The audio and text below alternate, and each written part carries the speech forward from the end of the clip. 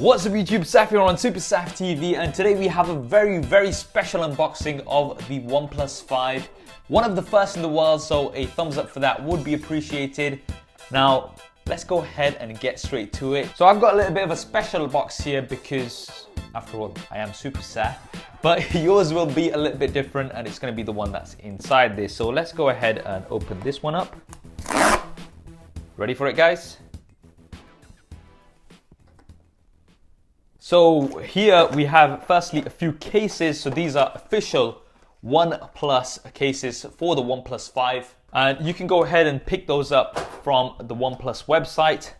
And here we have the retail box. Now in terms of the box itself, it's very similar to previous OnePlus devices that we've had. So full white, and there is the red and white OnePlus logo. We've got the big 5 here on the left hand side, dual camera, clearer photos. Probably already know that this has a dual camera setup. We've got the same here on the right hand side, nothing on the top and bottom. And at the back we have the IMEI info, shot on OnePlus, powered by dual camera and created together with our fans. OnePlus very big on their fans. Let's go ahead and open this up. Get rid of the plastic. Shake, shake, shake, shake, shake. And there it is, the OnePlus 5. So let's put that to the side. And let's see what else we have in here. Ooh, fancy. That's a photo. And that has been shot on the OnePlus. There's a card here from the co-founder of OnePlus, and I'll let you pause this if you want to have a read through it. As well as that, we have the power brick. Now, this does support dash charging, which is one of the fastest charging methods that I've found. And there is a red cable. So this is USB Type A to USB Type C. And in this little pack here, got a quick starter guide, some safety info, and the SIM card ejector tool. Is there anything else in here? Nope, that's all. Actually, there are some stickers here. So we've got a shot on OnePlus sticker, Never Settle, which is the tagline, as well as the OnePlus logo. Almost missed that out. Now, let's go ahead and get to the phone itself, which is what all of you are waiting for. So we'll get rid of the protector at the back and also this sticker. And there it is, the OnePlus 5. We've seen lots of leaks and rumors, so it's finally nice to have it in hand. This is the midnight black color. There's also a slate gray color available.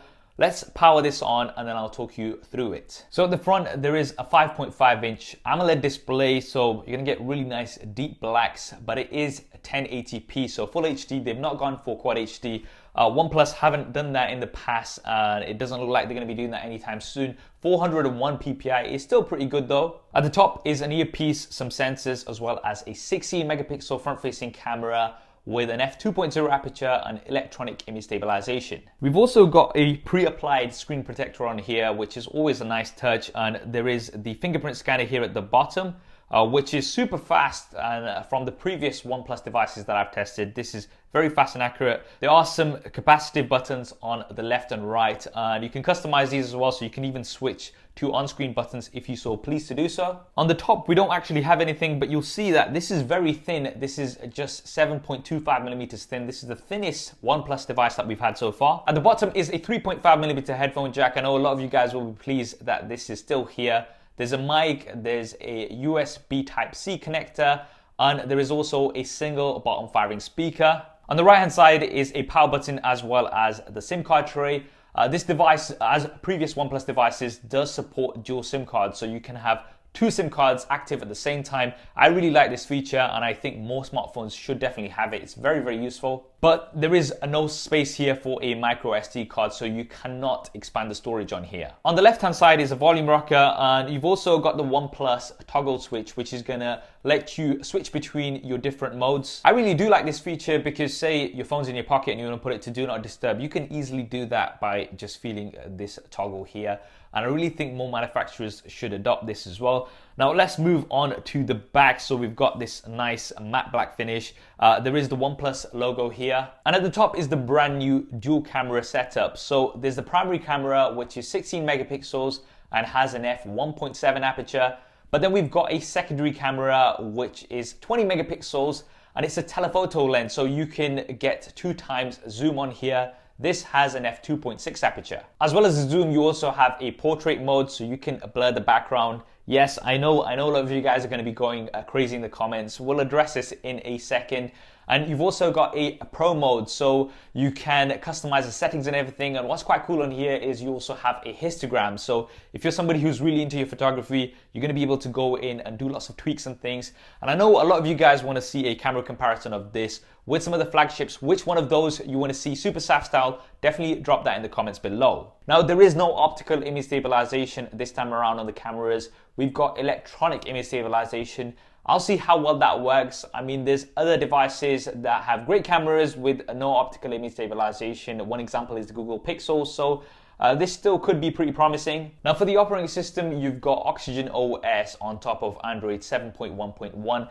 It's definitely one of the better skins in my opinion, not too intrusive, but it does provide some nice customizations. And in terms of other features, you've got a 3300 mAh battery, which is supposed to give you around 20% more usage because of the optimizations compared to the OnePlus 3T. There's Bluetooth 5.0, so you can connect to 2 devices at one time. That's definitely nice. Now, another cool thing about the OnePlus 5 is that it supports 34 GSM networks. That's a lot more than many of the devices. And in theory, this means that you're gonna be able to travel with this and you're gonna be able to pick up the networks. It's not gonna be a case where if you buy a US model of a device and bring it over to the UK and you might not get 4G LTE and things like that. This has been the case on some of the previous devices. I'm definitely looking forward to having this with the dual SIMs. This should be very, very useful. This is being powered by the Snapdragon 835, the latest and greatest processor. And in terms of RAM and storage, we've got 6 gigabytes with 64 gigabytes of storage. And then we've got the whopping 8 gigabyte RAM version with 128 gigabytes of storage. In terms of pricing for the 6 gig RAM version, you're looking at £449 or $479. And for the 8 gigabyte of RAM version with 128 gigabytes of storage, you're gonna be looking at £499 here in the UK or $539. I am sure pretty much that most of you will be interested in this version. Now, yes, it's more expensive compared to previous OnePlus devices. The price has been going up over the years, but you're getting more features over the years as well. What do you guys think of the price of this? Definitely let me know in the comments below. In terms of the release date, the official release date is the 27th of June, but you are going to be able to get it earlier at the pop-up stores. Now that we've covered all of the features of the device, let's address the elephant in the room. Yes, this does look very much like the iPhone 7 Plus with that matte black color, the antenna lines that go over the top, as well as that dual camera setup, which also works in a very similar way. Now, would I have liked to have seen something different? Yes, of course, it would have been nice to see something a little bit more unique. Am I too bothered that this looks like the iPhone 7 Plus? I guess not too much. What do you guys think of that? Definitely drop me a comment below and let me know. Now, I'm really looking forward to putting it through its paces and really checking out what this device can offer. Camera tests, speed tests, as well as some battery tests, etc. If there's anything